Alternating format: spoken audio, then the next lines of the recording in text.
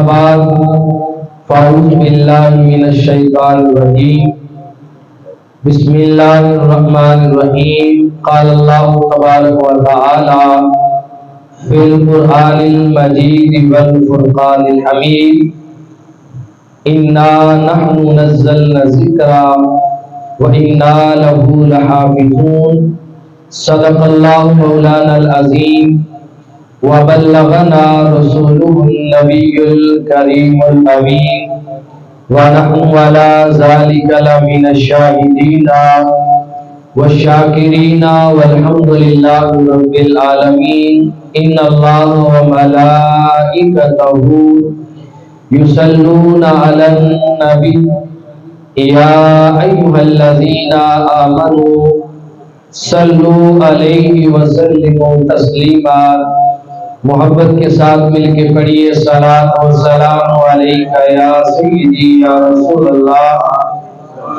وعلی آلکہ و اصحابکہ یا سیدی یا حبیب اللہ الصلاۃ والسلام علیکہ یا سیدی یا نبی اللہ وعلی آلکہ و اصحابکہ یا سیدی یا نور اللہ یا صاحب الجمال و یا سید البشر من وجهك المنیر لقد نبر القمر لا يمكن الثناء كما كان حقه بعد خدا فضل کوئی قصہ مختصر اور کی محمد سے وفا کونے تو ہم تیرے ہیں یہ جہاں چیز ہے کیا لوح و قلم تیرے ہے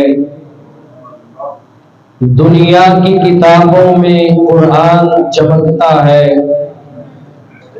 دنیا کی کتابوں میں قرآن چمکتا ہے اور قرآن میں اللہ کا فرمان چمکتا ہے عادت بنا لے جو تلاوت قرآن کی عادت بنا لے جو تلاوت قرآن کی پھر اللہ کی نظروں میں وہ انسان چمکتا ہے اللہ رب العزت کی حمد و ثنا کے بعد بارگاہ سرور کونین میں ہدیہ محبت اور درود و سلام پیش کرنے کے بعد سامعین و حاضرین السلام علیکم ورحمۃ اللہ وبرکاتہ۔ ماہ محتشم ماہ رمضان المبارک اپنی برکتوں اور رحمتوں کو سمیٹتا ہوا رواں دواں ہے۔ یہ ماہ مقدس کا آخری جمعہ المبارک ہے جسے ہم جمعۃ الوداع کے نام سے یاد کرتے ہیں۔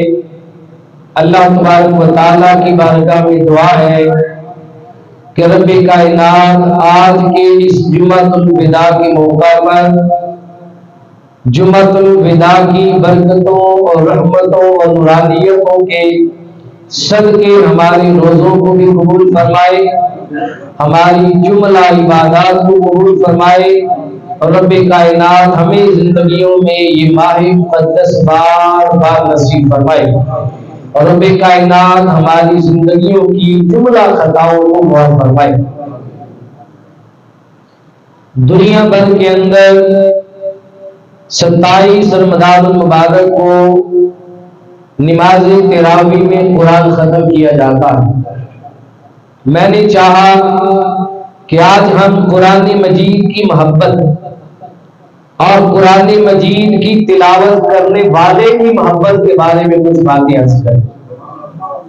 قرآن سے بھی محبت کرنی چاہیے اور قرآن پڑھنے والوں سے بھی محبت کرنی چاہیے۔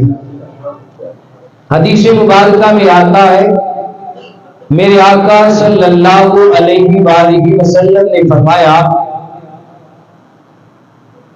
کہ گانا گانے والی جب گانا گاتی ہے اور بندے اس کے گانے کو شوق اور زور کے ساتھ سنتے ہیں، اتنا شور کے ساتھ تم گانا گانے والی کے گانے کو نہیں سنتے جتنے شوق اور رغبت کے ساتھ رب قرآن پڑھنے والے کے قرآن کو خود سنتا ہے۔ رب قرآن پڑھنے والے کے قرآن کو خود سنتا ہے۔ جب کوئی قرآن پڑھتا ہے اور وہ ڈوب کے قرآن کو پڑھتا چلا جاتا ہے، رب خود اس کا قرآن سنتا بھی رہتا ہے، اور قرآن پڑھنے والے کے قرآن کے بدلے رب کائنات اس کے ہر جملے پہ قرآن پڑھنے والے کو خود جواب دیتا چلا جاتا ہے۔ کیا شان ہے اور کیا مقام ہے کہ بندہ قرآن پڑھے اور رب قرآن سنے۔ اللہ اکبر کبیرہ۔ کیا عظمت و مقام ہے کہ بندہ قرآن پڑھتا جائے اور رب قرآن پڑھنے والے کا جواب دیتا جائے۔ یہ بڑے اعزاز کی بات ہے کہ بندہ قرآن پڑھ رہا ہے، مولا قرآن سن رہا ہے۔ اللہ اکبر۔ اللہ ہمیں اپنے کلام کو اخلاص کے ساتھ شب و روز پڑھنے کی توفیق نصیب فرمائے۔ علامہ اقبال کہتے ہیں، اقبال آ جائے گا تمہیں جینے کا کرینہ تو قرب کے لمحات میں قرآن پڑھا کر۔ اللہ ہمیں قرآن کی توفیق نصیب فرمائے۔ انسان کے لیے سر چشمہ ہدایت ہے۔ قرآن ایک نور ہے، اور قرآن مجید یہ تمام تر پریشانیوں کا حل ہے۔ قرآن مجید تمام تر مشکلات سے نجات کا سبب ہے۔ قرآن سراپا ہدایت ہے، قرآن رحمت ہے، قرآن بھٹکے ہوئے کو رب سے ملاتا ہے، قرآن دلوں کی میل کو جیل اور زنگ کو دور کرتا ہے، قرآن انسان کے دلوں کو اجلا کرتا ہے۔ اکثر لوگ ہم نے دیکھے ہیں جو ٹینشن میں اور پریشانی میں آ جائے تو وہ نیند کی گولی کھا کے سو جاتے ہیں۔ وہ سمجھتے ہیں شاید ہماری پریشانی کا حل اس میں ہے۔ بعض لوگ جب پریشان ہوتے ہیں تو کوئی ناول اٹھا لیتے ہیں پڑھنے کے لیے، کوئی ڈائجسٹ اٹھا لیتے ہیں پڑھنے کے لیے تاکہ ذہن ادھر چلا جائے اور پریشانی ختم ہو جائے۔ کچھ ایسے بھی ہیں جب پریشانی میں ڈوبے تو اپنی فیملی کو لے کر کسی دور دراز علاقے میں سیر و تفریح کے لیے نکل جاتے ہیں تاکہ معاملات کے الجھاؤ سے باہر نکلے اور ٹینشن اور پریشانیوں سے باہر نکل آئے۔ یہ سارے طریقے ہمیں ہمارا نفس بتاتا ہے، تم ایسے کرو، تم ایسے کرو، تمہاری پریشانی کا حل یہ ہے۔ رب کائنات اور رب کے محبوب نے پریشانی کا حل بتایا ہے۔ پریشانی کا حل دو چیزوں میں ہے۔ اگر بندہ زیادہ پریشان ہے تو ایک حل یہ ہے کہ تنہائی میں قرآن کھول کے بیٹھ جائے، رب ساری پریشانیاں دور کر دے گا۔ اور دوسرا حل یہ ہے کہ پریشانی ختم نہ ہو، اگر قرآن نہیں آتا، پریشانی حل ختم نہیں ہوتی، تو دوسرا حل یہ ہے کہ وہ مصطفیٰ کے شہر مدینہ میں چلا جائے، وہ مسجد نبوی میں چلا جائے، کائنات کی ہر پریشانی اور ہر مشکل کا حل وہی ہے۔ یہ پریشانیوں سے نجات کا ذریعہ۔ قرآن مجید برہان رشید یہ اللہ تعالیٰ کا ایسا بے مثال اور لاجواب کلام ہے کہ کائنات عالم کے اندر جس کی مثال کوئی نہیں۔ یہ ساری کتابوں میں منفرد کلام ہے۔ کائنات کی کوئی کتاب اس کتاب کا مقابلہ نہیں کر سکتی۔ حالانکہ قرآن بھی اللہ کا کلام ہے، زبور بھی اللہ کا کلام ہے، انجیل بھی اللہ کا کلام ہے، اور قرآن مجید بھی اللہ ہی کا کلام ہے۔ یہ ساری کتابیں اللہ نے اپنے انبیاء پر نازل کی، اور کلام ہونے کی حیثیت سے یہ ساری برابر ہیں، لیکن پھر سارے کلاموں میں قرآن مجید کو اللہ نے منفرد اعزاز عطا فرمایا کہ کلام مجید کو جو عظمت بخشی گئی ہے وہ عظمت اور مقام کسی اور کے پاس نہیں۔ پوری دنیا میں سب سے زیادہ زبانی پڑھی جانے والی جو کتاب ہے اس کا نام قرآن مجید ہے۔ آپ تلاش کرنا شروع کریں اور کسی بھی ملک کے کسی بھی کونے پہ چلے جائیں، کوئی بندہ یہ بات نہیں کہہ سکتا کہ فلاں علاقے میں قرآن پڑھنے والا نہیں۔ دنیا کے کونے کونے میں قرآن پڑھنے والی آوازیں گونج رہی ہیں، اور زبانی قرآن پڑھنے والی پوری دنیا میں موجود ہے۔ کوئی جگہ قرآن کی آواز سے خالی نہیں ہے۔ پھر پوری دنیا کے اندر جو کتاب زبانی یاد کی جاتی ہے وہ قرآن مجید ہے۔ قرآن مجید کے علاوہ پوری دنیا کے اندر کوئی ایسی کتاب نہیں ہے جو لفظ بہ لفظ، حرف بہ حرف اور سطر بہ سطر زبانی یاد کی جاتی ہو، اور پھر یاد کرنے کے بعد اسے مضبوط رکھنے کے لیے دن رات اسے پڑھا جاتا ہو۔ کوئی ایسی کتاب نہیں سوائے قرآن مجید کی۔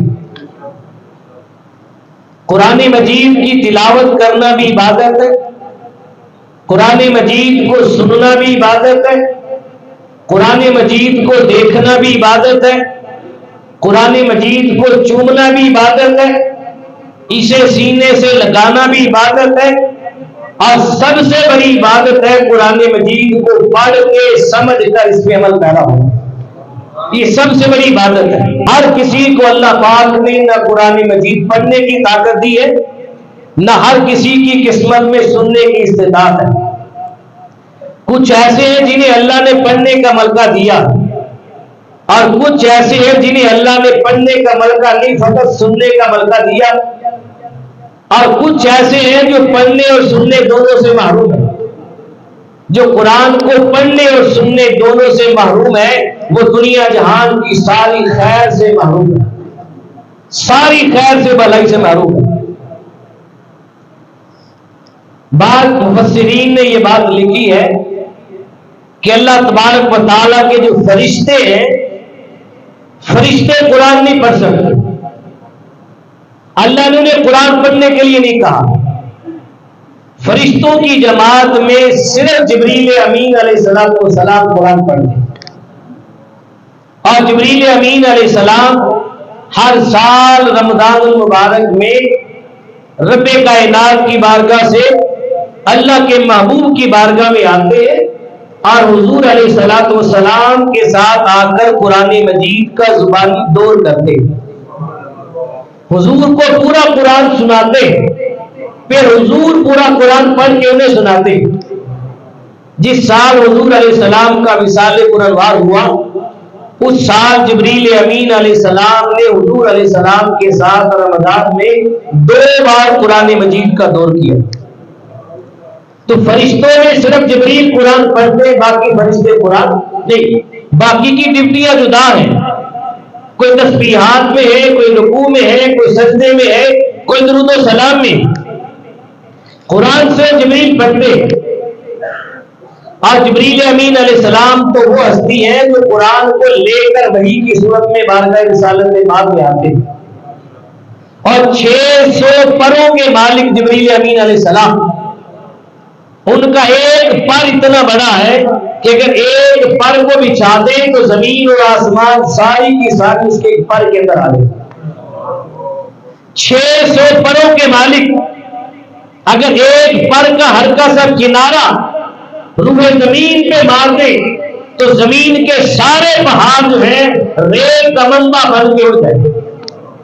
اتنی طاقتوں کے مالک ہے، 600 پروں کے مالک وہ جبریل امین علیہ السلام جب قرآن کی وحی لینے رب کی بارگاہ میں جاتے تو تھر تھر کانپتے ہیں، قرآن لینے جاتے، ایک آیت کو اٹھانا ہے، جبریل کے پر کانپ جاتے، رب تعالیٰ اپنی جانب سے رحمت کا ایک قطرہ جبریل کے پروں پہ ٹپکاتا ہے، پھر جبریل کو سکون آتا ہے، پھر جبریل رب کی بارگاہ میں سجدہ ریز ہوتے ہیں، پھر رب کائنات جبریل کو ایک آیت دیتا ہے، جبریل وہ لے کر مدینہ میں بارگاہ مصطفیٰ میں آتے ہیں۔ ایک آیت کو اٹھانا اس قدر بھارا ہو جاتا ہے، اور امت محمدیہ کا فیض اور اعزاز دے کے 10 سال کے بچے اپنے سینے میں اٹھائے تھے۔ یہ برکت نہیں تو کیا ہے؟ اللہ کا انعام نہیں تو کیا ہے؟ اللہ اکبر کبیرہ۔ تو جبریل امین قرآن پڑھتے ہیں، باقی فرشتے نہیں۔ یہ بات اکثر ہوتی ہے کہ جو بندہ جو کام نہیں کرتا یا نہیں کر سکتا وہ کسی اور کو وہ کام کرتا دیکھے تو تعجب کرتا، حیران ہوتا ہے۔ جب زمین پر رب کے بندے قرآن کی تلاوت کرتے تو فرشتے قرآن پڑھنے والوں کو دیکھ کر رشک کرتے، ان پر تعجب کرتے، حیرانگی کا اظہار کرتے۔ اور یہی وجہ ہے کہ جب قرآن پڑھنے والا دنیا میں قرآن پڑھنا شروع کرتا ہے تو فرشتے قرآن پڑھنے والوں کی جانب بھاگ کے آتے ہیں، لپکتے ہیں ان کی جانب، اور گروہ در گروہ فرشتے آ کر قرآن پڑھنے والے اور سننے والوں کی مجلس کو اپنے نورانی پروں سے ڈھانپ لیتے ہیں۔ فرشتے ان کی صفوں میں آ کے شامل ہو جاتے ہیں جو قرآن پڑھتے ہیں۔ اور بعض مقامات پر یہ بھی آیا کہ جب بندہ قرآن پڑھتا چلا جاتا ہے اور قرآن پڑھنے میں ماہر ہو جاتا ہے، فرشتے اس کے قریب آنا شروع ہوتے ہیں، اور فرشتے قریب آتے آتے اس بندے کے اتنے قریب آ جاتے ہیں، اتنے قریب آ جاتے ہیں کہ جب قرآن پڑھنے والا اللہ اس کے رسول کی محبت میں گم ہو کر اور قرآن کے شوق اور ذوق اور قرآن کی محبت میں ڈوب کر قرآن پڑھتا ہے تو فرشتے اتنے قریب آ جاتے ہیں کہ فرشتے قریب آ کر قرآن پڑھنے والے کے لبوں کو بوسہ دے دیتے ہیں۔ یہ قرآن پڑھنے والے کا اعزاز ہے کہ فرشتے تیرے منہ کو آ کے سن رہے، کیا مقام ہے تیرا بارگاہ خداوندی میں کہ نورانی ملائکہ تیرا قرآن سننے اتر رہے۔ اللہ اکبر کبیرہ۔ پھر بھی آج ہم قرآن سے بڑے دور ہیں۔ آج قوموں پر زوال اسی لیے آیا کہ ہم نے قرآن پڑھنا چھوڑ دیا، ہم نے قرآن سننا چھوڑ دیا۔ قرآن فقط آج ہماری الماریوں کی زینت بن کے رہ گیا۔ ہم سالانہ صفائی کے اندر قرآن کی گرد جھاڑتے ہیں، مگر نہ ہمارے گھروں میں قرآن رکھنے کا شوق تو ہے، بچیوں کو جہیز میں دینے کا شوق تو ہے، قرآن پڑھنے کا شوق اور ذوق نہیں رہا۔ گھر میں مصیبت آ جائے تو ہم پھر بھی قرآن خود نہیں پڑھتے، کسی مدرسے سے پڑھنے کے لیے بچوں کو لے آتے، خود قرآن پڑھنے کی توفیق نہیں ہوتی، خود پاس بیٹھے رہیں گے قرآن نہیں پڑھیں گے۔ یہ ہمارے زوال کا سبب ہے۔ قرآن پڑھ، پھر دیکھ فرشتے تیرے بوسے لینے آئیں گے۔ علامہ اقبال فرماتے ہیں وہ معزز تھے زمانے میں مسلمان ہو کر، اور ہم خار ہوئے ہیں تارک قرآن ہو کر۔ ہم نے قرآن کو چھوڑ دیا اس لیے ذلیل و خوار ہو گئے۔ اللہ اکبر کبیرہ۔ قرآن کے بڑے اعزاز ہیں اور قرآن پڑھنے والوں پر اب بڑے اعزاز عطا فرماتا۔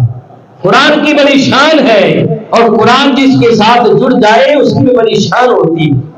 سید عائشہ صدیقہ رضی اللہ تعالیٰ عنہ فرماتی ہے کہ قرآن پڑھنے والا بندہ ہمیشہ فرشتوں کے ساتھ رہتا ہے۔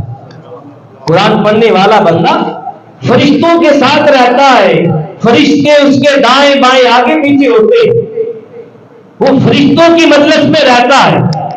قرآن پڑھنے والوں کی عزت کیا کرو، قرآن پڑھنے والا فرشتوں کے جرمن میں رہتا ہے۔ اللہ اکبر کبیرہ۔ امام عبد الغنی القدسی رحمۃ اللہ تعالی علیہ،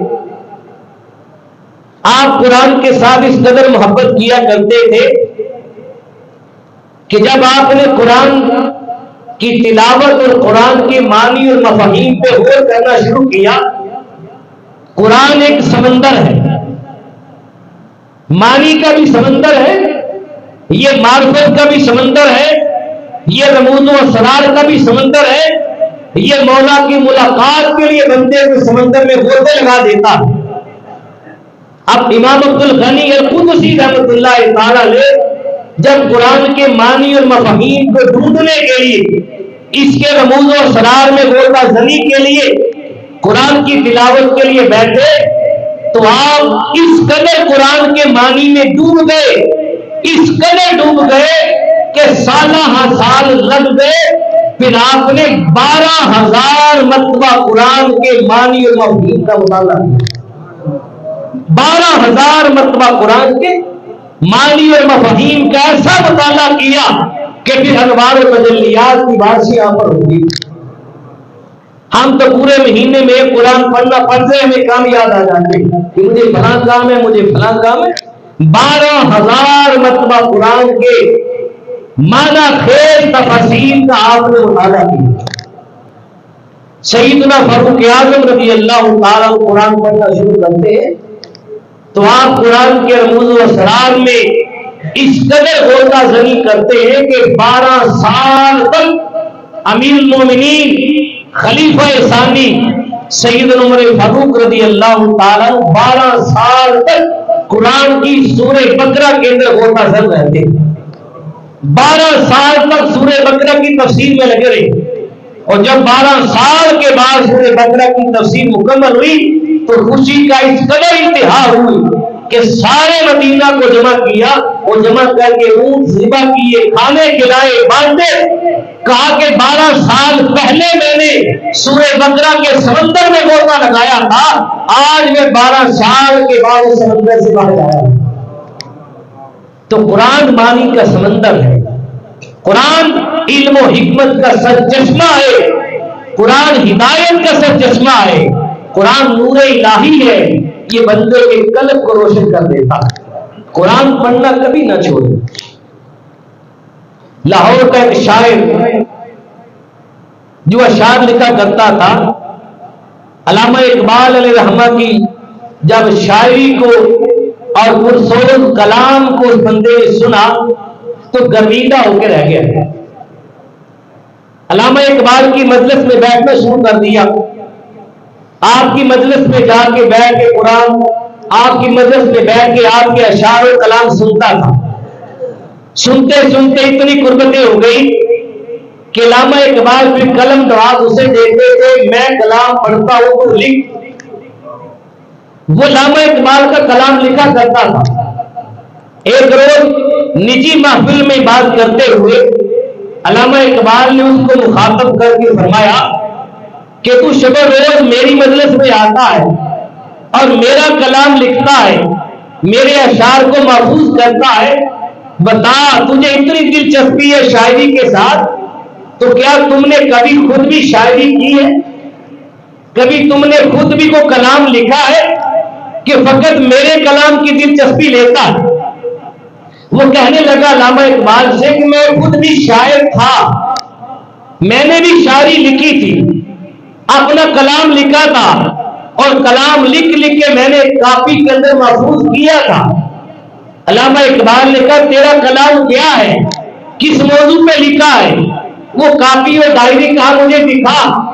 وہ شاعر کہنے لگا علامہ اقبال سے کہ میں نے کلام لکھا تھا، شاعری لکھی تھی، ڈائری میں محفوظ کی تھی، لیکن جب میں آپ کے پاس آیا اور میں نے آپ کے کلام کو سنا، آپ کے کلام میں اتنی جاذبیت تھی کہ آپ کا کلام سننے کے بعد میں نے اپنی کاپی پھاڑ کے پھینک دی، اپنی کاپی کو پھاڑ کر میں نے پھینک دیا کہ کہاں آپ کا کلام کہاں میرا کلام۔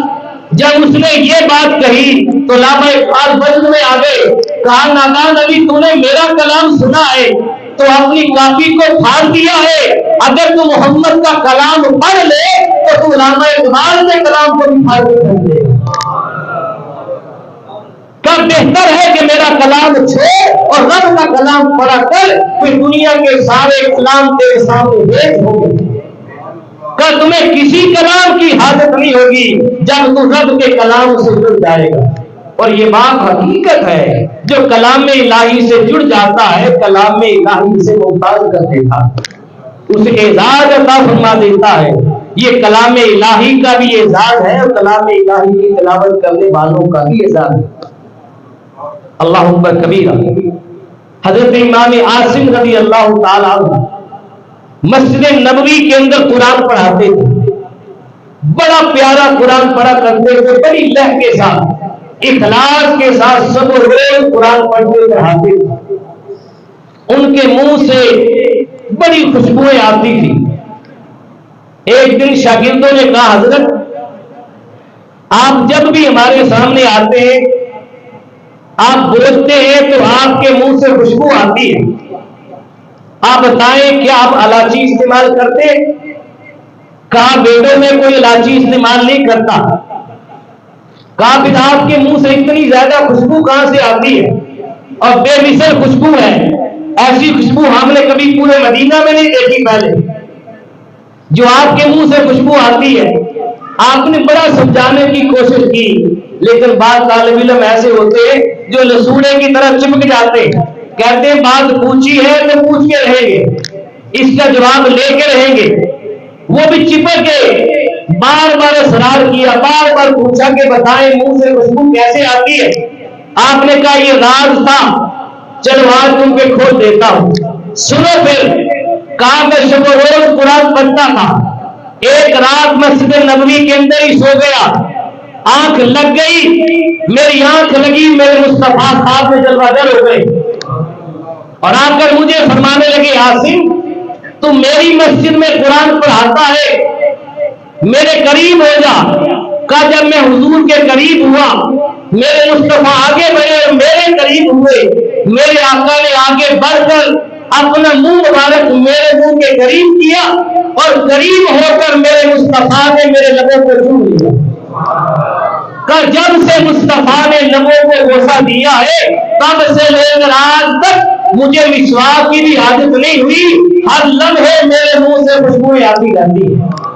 بس آقا یہ فرما گئے کہ تو قرآن سے محبت کرتا ہے، تجھ سے اللہ بھی محبت کرتا ہے، اللہ کا رسول بھی محبت کرتا ہے۔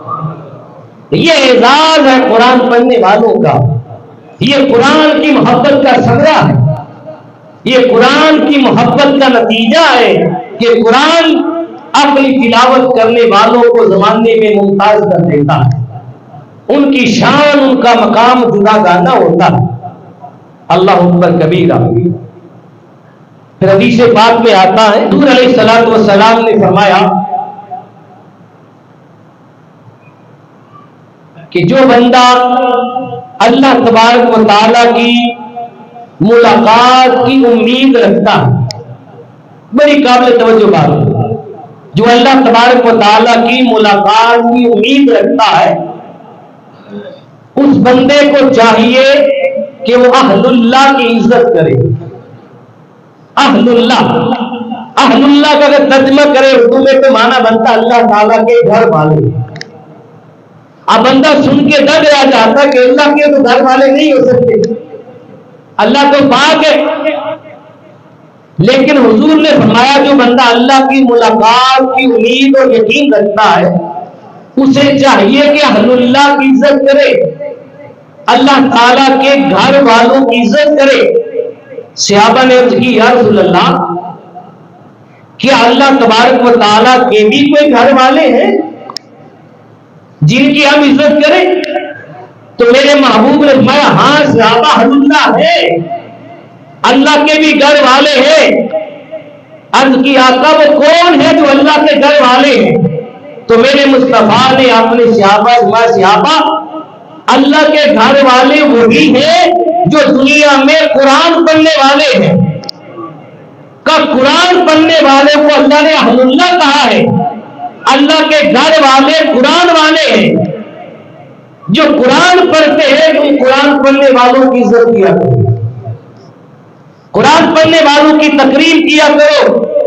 جو بندہ قرآن پڑھنے والوں کی عزت کرتا ہے، اللہ بھی ان کی عزت کرتا ہے۔ قرآن پڑھنے والوں کی توہین کرتا ہے، اللہ اسے زمانے میں ذلیل و رسوا کر دیتا ہے، کیونکہ وہ قرآن کے ساتھ جڑے ہوتے ہیں۔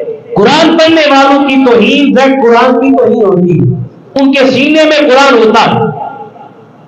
ایک بزرگ اپنے زمانے میں کثرت سے قرآن پڑھا کرتے تھے، ان کا سامنا کسی ظالم بادشاہ سے ہوا۔ ظالم بادشاہ نے کو سخت احکامات جاری کیے کہ تم میرے حکم پہ یہ کام کرو۔ وہ بزرگ حافظ قرآن تھے، انہوں نے بادشاہ کی ناجائز بات کو ماننے سے انکار کر دیا۔ بادشاہ نے اسے دھمکی دی اور کہا کہ میں تیری جنت اجاڑ کے رکھ دوں گا، میں تیرے باغات کو ویران کر دوں گا اگر تو نے میری بات نہیں مانی۔ وہ قرآن والا کہنے لگا بادشاہ تو ایڑی چوٹی کا زور لگا لے، تو نہ میری جنت کو بگاڑ سکتا ہے نہ میرے باغات کو ویران کر سکتا ہے۔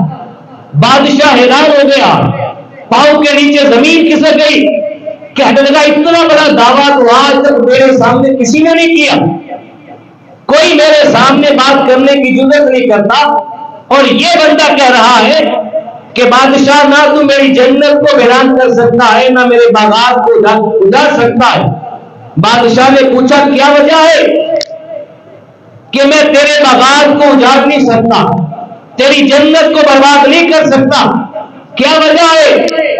وہ قرآن والا کہنے لگا بادشاہ تو نے بڑے بڑوں کے باغ اجاڑے ہوں گے، بڑے بڑوں کے ساتھ تو نے ظلم کیا ہوگا، لیکن میری جنت بھی میرے دل میں ہے اور میرے باغات بھی میرے دل میں ہے، تو میرے دل سے نہ میرے باغات کو نکال سکتا نہ میری جنت کو نکال سکتا۔ کہا وہ کیسے؟ کہا رب نے میرے سینے میں قرآن کے 30 پارے رکھ دیے ہیں، اب سے وہ روز ان کو پڑھتا رہتا ہوں، یہی میری جنت ہے، یہی میرے باغات ہے۔ کہا یہی سے مجھے جنت کی ہوائیں ملتی ہے، یہی سے مجھے جنت کے پھل ملتے ہیں۔ کہا نہ تو میری جنت کو ویران کر سکتا ہے نہ میرے باغات کو اجاڑ سکتا۔ تو فرمایا قرآن پڑھنے والے اللہ کے گھر والے ہیں، ان کی عزت کیا کرو اللہ تمہاری عزت کرے گا، ان کی توہین نہ کرو ورنہ دنیا میں ذلیل و رسوا ہو جاؤ گے۔ اللہ اکبر، اللہ ہمیں ذلت اور رسوائی کے مقام سے بچائے۔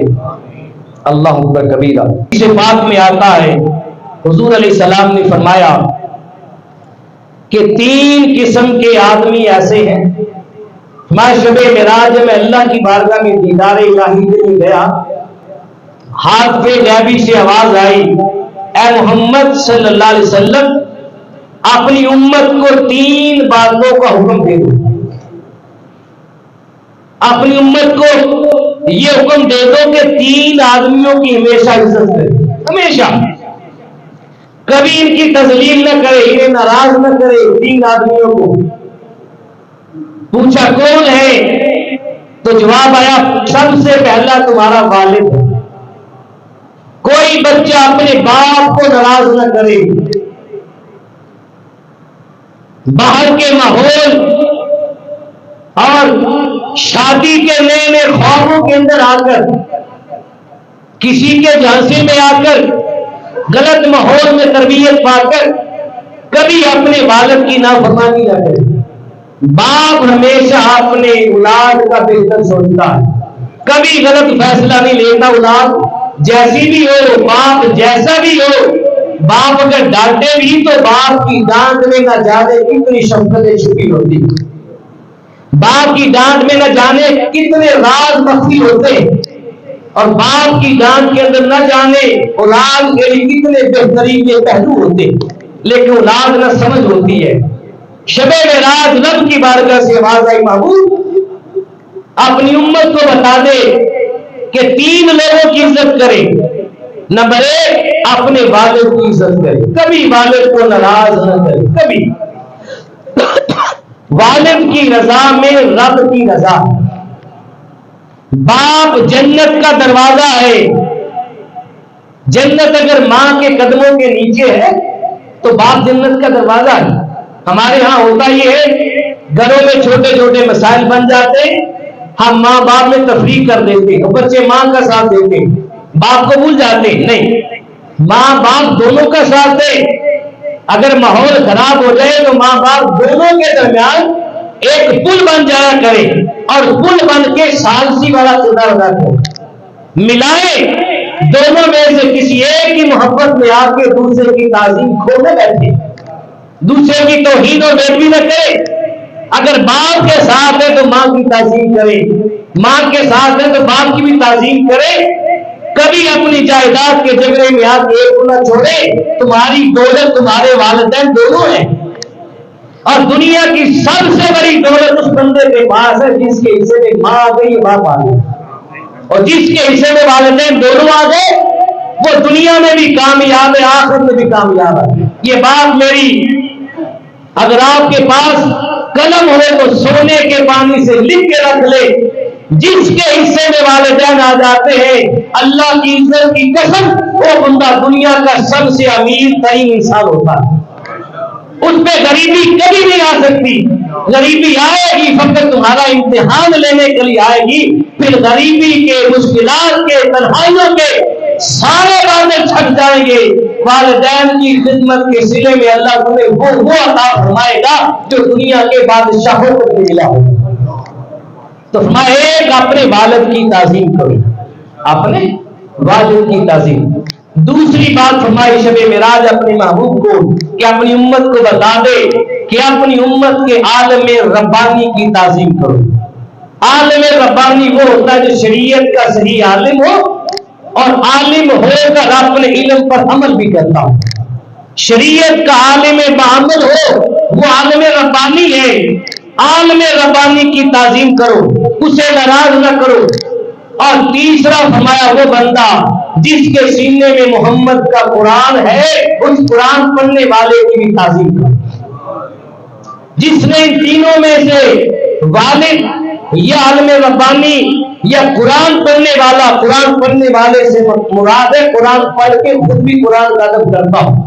یہ نہ ہو کہ صرف قرآن یاد کر لیا، سال کے بعد رمضان میں پڑھا، باقی سال نہ نماز پڑھی نہ قرآن کا ادب کیا، باقی سال ساری باتیں قرآن کے منافی کرتا رہا۔ نہیں، خود قرآن کا ادب کرتا ہو۔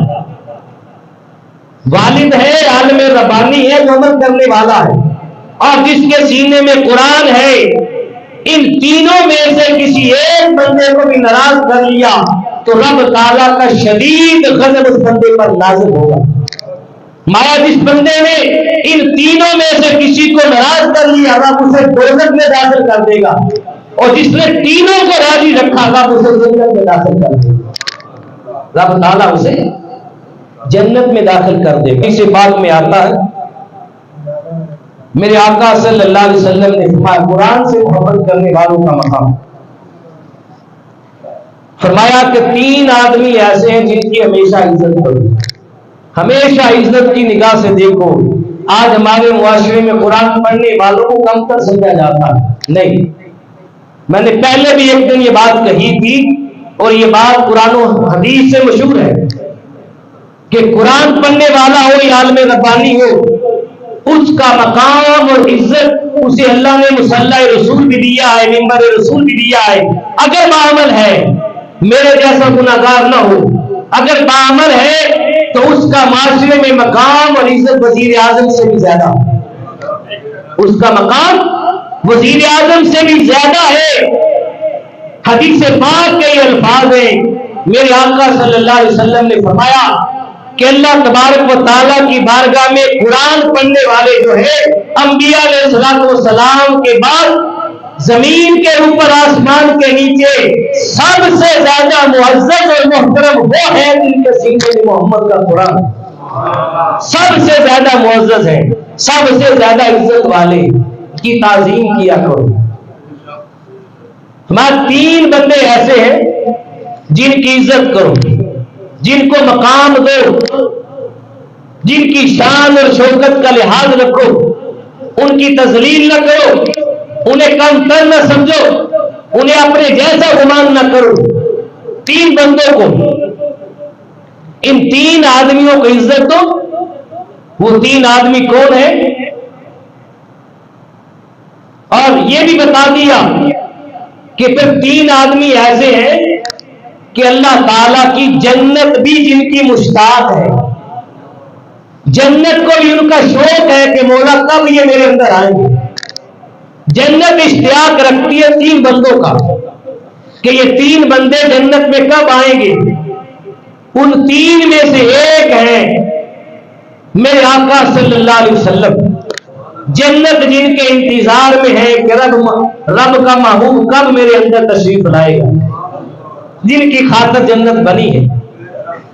نمبر دو، میرے آقا صلی اللہ علیہ وسلم کے دو یار شیخین سیدنا صدیق اکبر رضی اللہ تعالی عنہ اور سیدنا عمر فاروق رضی اللہ تعالی عنہ، ان دونوں کی بھی جنت مشتاق ہے۔ جنت ان کے اشتیاق میں ہے، ان کے شوق میں ہے، کب میرے اندر تشریف لائیں گے۔ اور تیسرا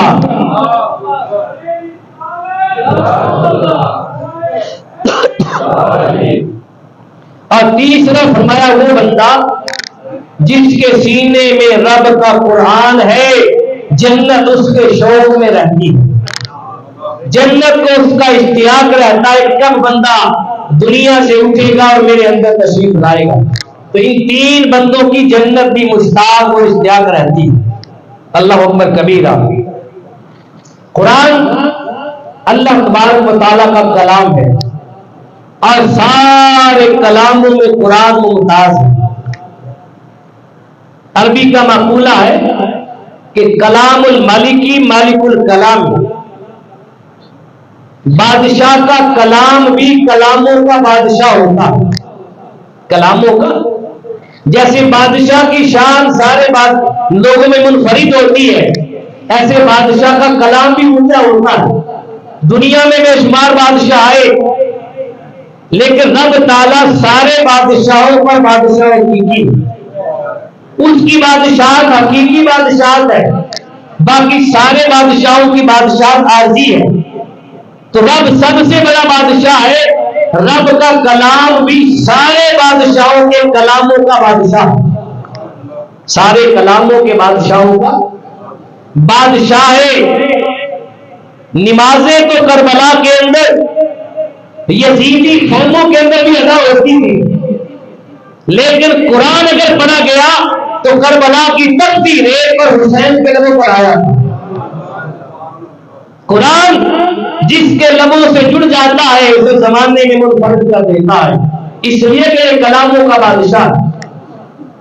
شیخ عبداللہ محدث دہلوی رحمۃ اللہ تعالیٰ علیہ یہ بات میں اکثر کہا کرتا ہوں، ہندوستان کی سرزمین پر بڑے عالم اور صوفی تھے، جوانی کے اندر پہلے شطرنج کی عادی تھے، شطرنج کھیلتے تھے، بڑے عادی تھے۔ ایک دن کسی اللہ والے کی نگاہ پڑ گئی، ایک نگاہ نے کایا پلٹ پہ رکھ دی، کہا عبدالحق شطرنج تجھے کچھ نہیں دے گی، اسے چھوڑ دے اور رب کا قرآن پڑھا کر۔ کہنے والے نے اتنے میٹھے لہجے میں کہا کہ یہ جملہ دل میں اتر گیا۔ عبدالحق اپنے گھر میں گیا، دروازہ بند کیا اور 4 مہینے تک اپنے کمرے سے باہر نہیں آیا، نہ کسی نے کھانا پوچھا، نہ کسی نے پانی دیا، دروازہ بند رہا اور 4 مہینے قرآن کی تلاوت میں گوتے لگاتا رہا۔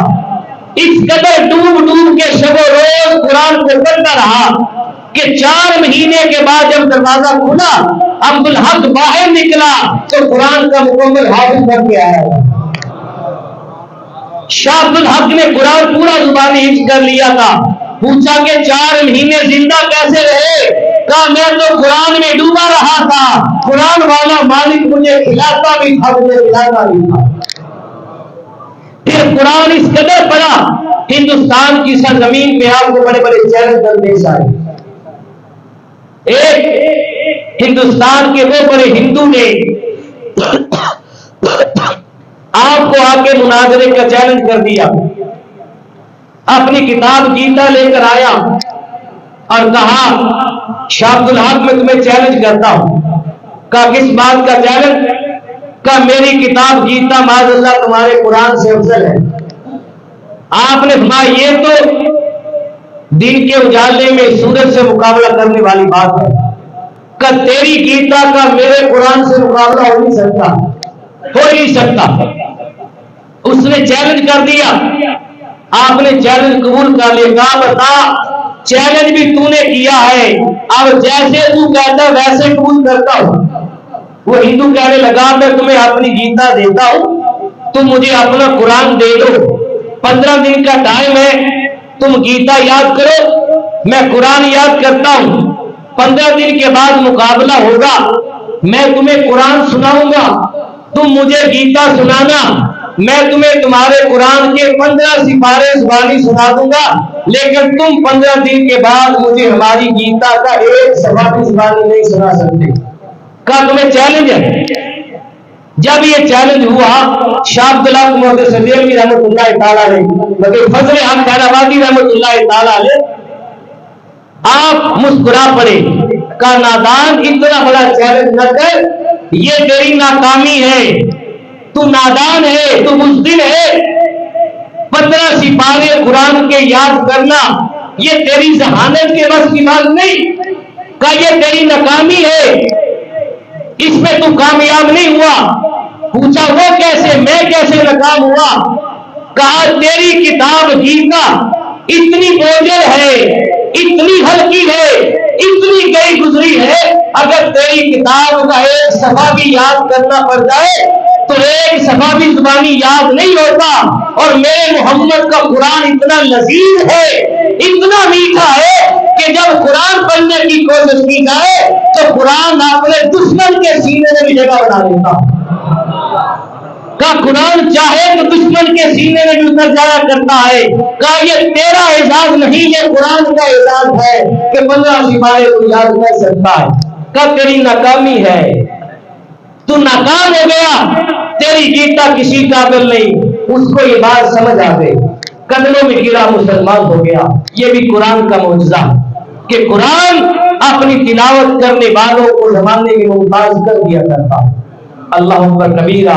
آخری بات میرے آقا صلی اللہ علیہ وسلم نے فرمایا جب قرآن پڑھنے والا دنیا سے رخصت ہوتا ہے تو رب کا آسمان بھی روتا ہے، زمین بھی روتی ہے، رب کے ملائکہ بھی روتے ہیں۔ آج وہ آواز کہاں سے آئے گی جو میٹھی آواز قرآن سنایا کرتی تھی؟ لوگوں آج ہمارے اوپر زوال اسی وجہ سے ہے، آج قومیں اسی لیے برباد ہو رہی ہے کہ ہم نے قرآن چھوڑ دیا، قرآن کو چھوڑ دیا اور قرآن پڑھنے والوں کو پاؤں کے جوتے کے نیچے رکھ دیا۔ قرآن کو بھی سینے سے لگاؤ اور جہاں سے قرآن پڑھنے والوں کی آواز آئے قرآن پڑھنے والوں کو بھی عزت دو۔ اللہ کی قسم جب تمہارا من قرآن سے لگے گا، قرآن پڑھنے والوں سے لگے گا، تمہاری دنیا بھی روشن ہو جائے گی، تمہاری قبر بھی روشن ہو جائے گی، تمہارا حشر بھی روشن ہو جائے گا۔ اللہ پاک ہمیں قرآن کی توفیق دے، اپنے بچوں کو قرآن پڑھائیں۔ خدا کے لیے گھر میں 4 بچے ہیں، 2 ہے یا 3 ہے تو سب کو آپ انجینئر نہ بنائیں، کسی ایک کو محمد کا قرآن بھی سکھائیں تاکہ برکتیں شب و روز آپ کے گھر، آپ کے صحت کی گردش کرتی رہے، آپ پریشانیوں سے بچ سکیں۔ اپنے ایک بچے کو قرآن لازم پڑھائیں، حافظ قرآن بنائیں۔ اللہ عمل کی توفیق نصیب فرمائے۔ آخری بات سمجھ لیں، 2 منٹ بیٹھ۔ اکثر آپ یہ سوال بھی کرتے ہیں اور ہر سال ہی پوچھتے ہیں، اور سوشل میڈیا پہ سن کے ہماری عادت ہے کہ ہم سوشل میڈیا کو سننے والے ہیں۔ جمعۃ الوداع کے موقع پر بعض لوگ پورا سال نماز نہیں پڑھتے، کہتے جمعۃ الوداع کے موقع پر 2 نفل پڑھ لیں تو ساری زندگی کی قضا نمازیں ادا ہو جاتی ہیں۔ یہ دنیا کا سب سے بڑا جھوٹ ہے۔ جس بندے نے بھی یہ بات پھیلائی یا لکھی ہے، اب جو بندہ اس پہ عمل کرے آگے پھیلائے گا یا ایسا عمل کرے گا وہ سارے کے گناہ کا حقدار ہوگا۔ وہ بڑا گناہ ہے۔ فرض نمازیں جو اللہ نے فرض کی ہے وہ ہمیشہ پڑھنے سے ادا ہوگی، بغیر پڑھے کبھی بھی ادا نہیں، کبھی ادا نہیں۔ نفلی عبادت نفلی ہوتی ہے، کبھی فرضوں کا مقابلہ نہیں کر سکتی۔ 2 لفظوں کے جھانسے میں آ کر ساری زندگی کی نمازیں برباد نہ کریں۔ فرض نمازیں جو چھوٹی ہیں وہ ادا کرنے سے ہوتی ہیں، قضا کریں ان کو ادا کریں۔